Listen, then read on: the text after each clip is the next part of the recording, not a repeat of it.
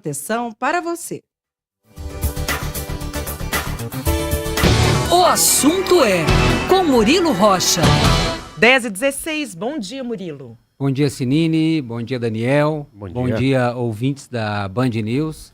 O assunto hoje é uma boa notícia aí para o pessoal da Vabrum, né, que são as vítimas lá da tragédia de Brumadinho, a Associação das Vítimas da Tragédia de Brumadinho, que ocorreu em 25 de janeiro de 2019. E o que tinha acontecido, né? Nessa ação que é movida aí contra executivos da Vale, funcionários, engenheiros da Vale, pedindo a responsabilização criminal dessas pessoas pelo que ocorreu naquele dia, em razão da série de evidências que a Polícia Federal, a Polícia Civil, o Ministério Público de Minas Gerais e o Ministério Público Federal levantou uma série de evidências provando que houve negligência, que a Vale sabia do risco da barragem romper, de que as medidas não foram tomadas, enfim, é uma série de evidências aí que foram levantadas na investigação e que implicavam, inclusive, o ex-presidente da Vale, o Fábio Schwartzman. Então, ele era um dos acusados, né, para responder criminalmente pelo que ocorreu naquele dia. Mas, num julgamento aqui no Tribunal Regional Federal 6, que responde aqui por Minas Gerais, houve o trancamento da ação penal contra o Fábio Schwartzman, ou seja, ele não responderia mais por esse crime. No entendimento aqui dos desembargadores, de um grupo de desembargadores aqui do TRF6, de uma turma de desembargadores, eles entenderam que não havia provas que Fábio Schwartzman sabia ou tinha qualquer conhecimento da situação da barragem 1 da mina Córrego do Feijão de Brumadinho, que foi justamente a barragem que rompeu naquela data e que matou 272 pessoas, né? 270, mais 2 mulheres estavam gestantes, por isso a conta de 272 vítimas daquela tragédia, para muita gente, crime. Desde então, Fábio Schwartzman estava fora dessa ação. O Ministério Público Federal recorreu ao Superior Tribunal de Justiça, o STJ, pedindo para ser reincluído o Fábio Schwartzman, para ele voltar a responder por esse crime. São 15 pessoas, eles tinham tirado o Fábio Schwartzman, estão agora o MPF pedindo. Ontem veio a notícia que o STJ aceitou analisar o recurso do MPF. Ele aceitou o recurso do MPF. E agora foi marcado para o dia 16 de setembro o julgamento deste recurso. Isso é importante falar aqui. Eles não estão julgando ainda o mérito da ação contra o Fábio Schwartzman, se ele é ou não responsável pelo que ocorreu naquele dia.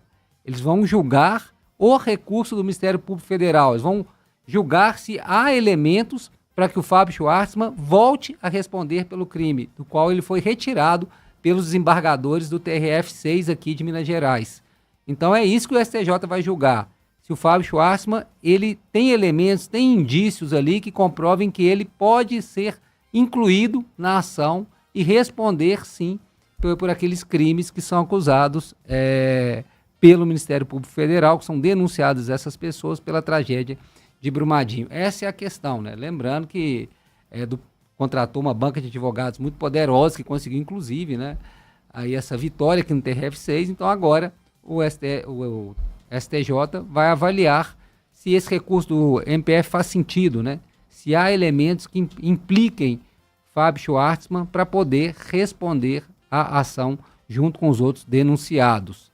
Então, isso é importante, né? O STJ não está aqui analisando se Fábio Schwartzman é ou não responsável pelo que aconteceu. Ele vai ver se tem elementos que façam ele participar dessa ação, né? É isso que o MPF está pedindo e é isso que foi aceito o recurso pelo STJ e é esse julgamento que está marcado para o dia 16 de setembro.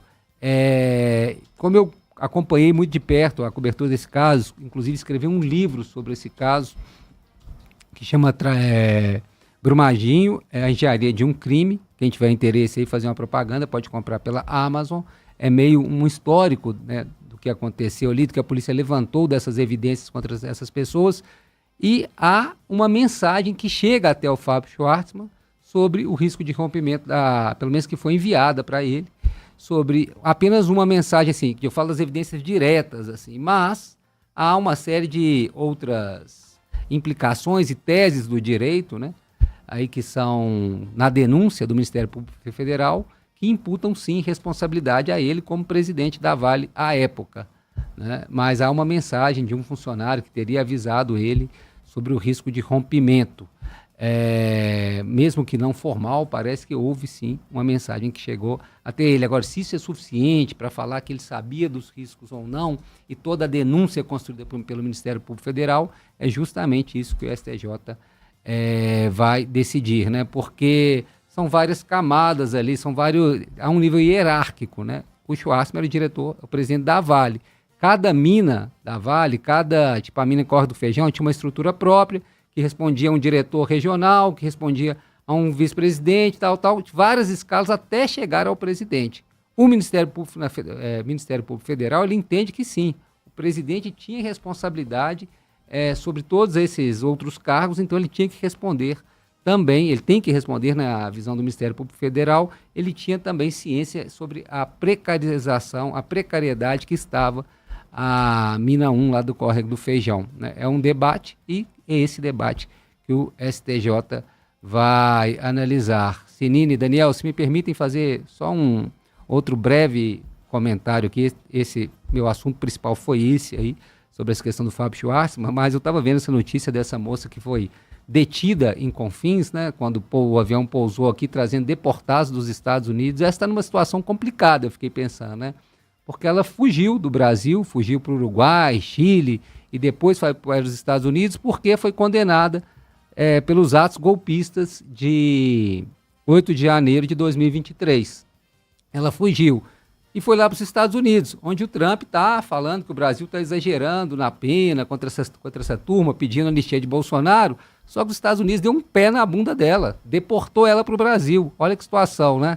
Ela foi lá para tentar fugir, segundo ela, é uma ditadura do judiciário, está, né, essa coisa toda, não, na visão dela, não fez atos golpistas no dia 8 de janeiro, mas os Estados Unidos entendeu que ela é ilegal lá, que não tem que ficar lá não, devolveu ela para o Brasil, deu um pé na bunda dessa senhora, e ela desembarcou agora, essa semana em Confins, e já foi detida e vai ter que responder, né? Essa é uma situação complicada, porque os Estados Unidos, que estão pedindo anistia para a turma, deportaram ela, como é que faz, né? E aqui no Brasil, então, ela já foi julgada e condenada e agora foi detida e vai ter que responder por esse crime. Essa não está sendo benquista nem aqui, nem lá nos Estados Unidos. Então vai ter que se submeter aqui à justiça brasileira. E por falar nisso, só para falar de 8 de janeiro, né?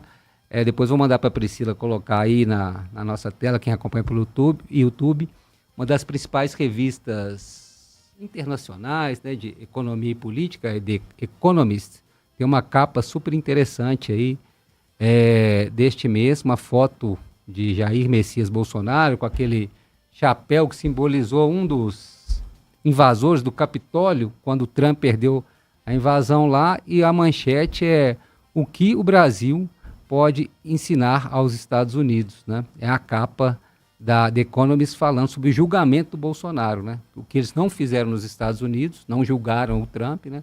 E a Economist nessa linha do que o Brasil pode ensinar aos Estados Unidos com o julgamento do Bolsonaro, que está dentro desse contexto também de 8 de janeiro de 2023.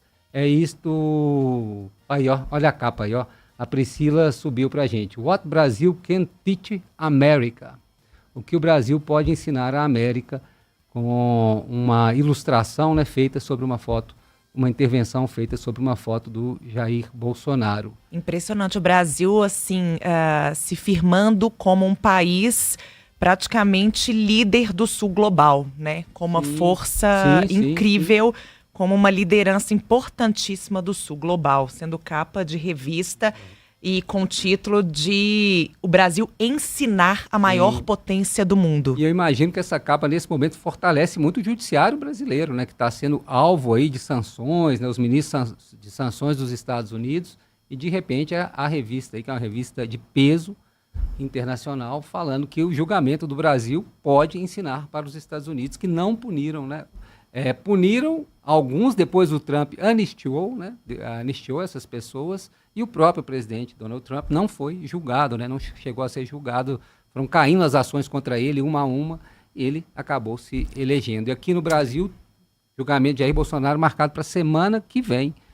grande expectativa, por isso também a capa dessa revista, trazendo aí todo o contexto desse julgamento da próxima semana, que vai com certeza mobilizar não só o Brasil, como do mundo, como o mundo inteiro. É isso. Sinine, Daniel. Seu caminho.